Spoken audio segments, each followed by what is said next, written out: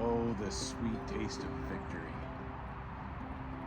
I gotta tell you, it's pretty darn good. It's pretty darn good. So,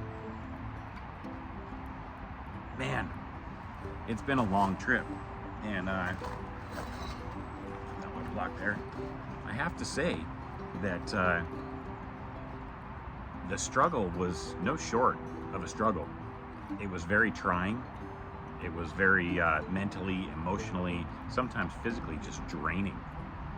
And what I'm specifically talking about is something that I've been posting since, the beginning of the property, which was getting this permit. You guys remember all this permit. This permit is specifically called clearing and grading. Now,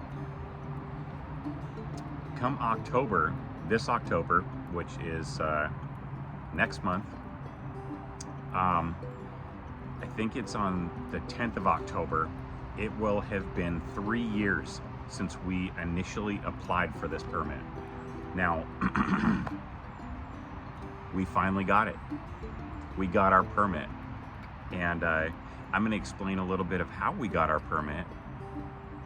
But I wanted to recognize, or just kind of put in perspective, that we've been fighting for this for 3 years. Now, not only 3 years to get a permit. Now, this isn't even a building permit. That's a whole new world. That's a whole new process. And there's so many different avenues I could go down, but I'm going to concentrate just on this one because my mind's kind of going crazy right now. The permit is a clearing and grading permit. What that basically means is we have an existing driveway that comes all the way up. It comes all the way up to the top of the property. It's over by the cabin. And then it just stops. Now, initially, this driveway was put in, I believe, 30s, 40s, something like that. It was an old logging road from the Preston Mill, which is on the other side of the freeway, other side of I-90. So we'd had to do a lot of working. You guys saw the progress that I did on the driveway, especially that stone at the very beginning, the giant granite stone. Well, again, we go back to clearing and grading. What that is, it basically allows me to continue where the driveway ends up here, continue off through the forest and over to the potential build site, clear the build site, and that's that. That's it. That's all it is. It's to basically be able to have permission to cut our own trees down just along the driveway, build a road, and then clear the build site, and to take those trees and be able to market those trees to different mills in the generalized area so that we can make some sort of profit off of that. I was hoping, because this permit, all this process, not only has it taken 3 years, but I'm $49,000 deep into this permit. $49,000 into a permit that just allows me to cut my own trees and build a road and then sell my trees. My trees. This is our property. That's all it allows me to do. But through the process, unfortunately, dealing with King County, Washington, one of the biggest hurdles that we've had is having to consistently go back to the county.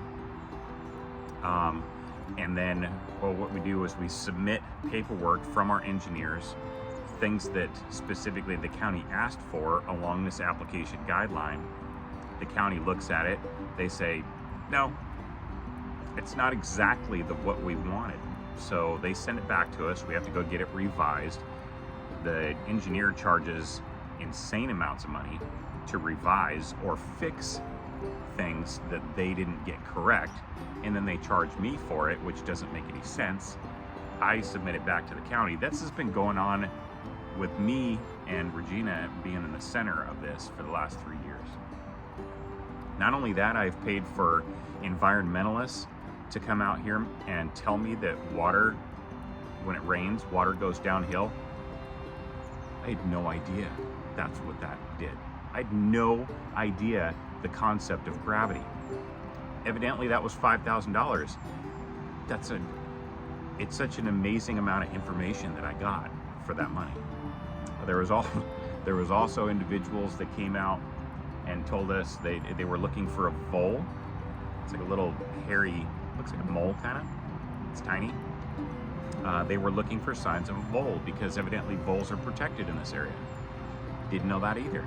So that was however many thousands of dollars. And the list goes on. But this is the amazing part. So Regina, this was a while back, a little bit ago. Regina was out on a job site, and it was a new house build. They were out there doing her thing, and she talked to the homeowner. And this is a house that was being built on the wetlands were very close. And as far as Washington, if there's wetlands on your property, you are not in good condition. Like, they will come up with every environmentalist whatever loophole to make sure that you are not allowed to do anything. But what he actually ended up doing is he gave Regina some very, very special information, which is what we followed up through. That information was, he reached out to a local congressman or congresswoman, depending on your district. So we actually did that. I made a call to Congresswoman Sarah Perry. She is the congresswoman for our district.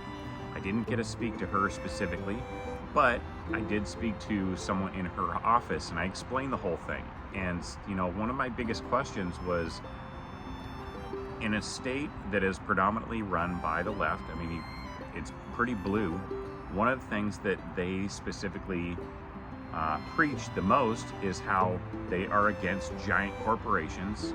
That's what they preach. They're against giant corporations, they're against multi-millionaires and how everybody should be taxed, but they are all about helping the middle and lower class because we're all suppressed. So that was one of my arguments was, I'm not this multi-million-dollar developer. I don't have lawyers and attorneys and an endless amount of money to back up an argument if the county decides to do something against me that isn't just. And I said, I'm just trying to build a house for my family, and this is the case. And they said, okay, well, this is a very unfortunate. Somewhat most recently in King County, there were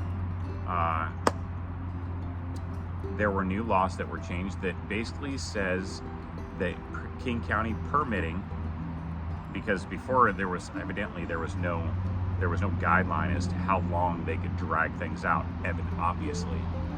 But now that there is supposed to be a guideline that says King County permitting has up to 90 days to get things pushed through, because there are so many people that are caught up in the permitting division, trying to build houses for their family, trying to build a shed, trying to build a deck, something as simple as that.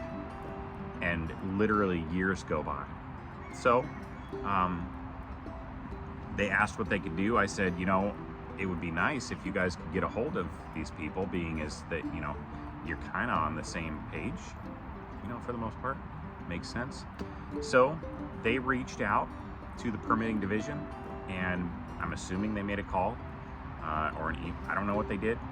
All I do know is that within about 4 days, I received a letter, an email from permitting, and it was an apology letter, a serious apology letter. And the apology was based around the fact that evidently the last time we submitted our paperwork was January of this year. Evidently, a couple months back, during their supposed review or whatever, they accidentally canceled all of my permit application and paperwork. They canceled it.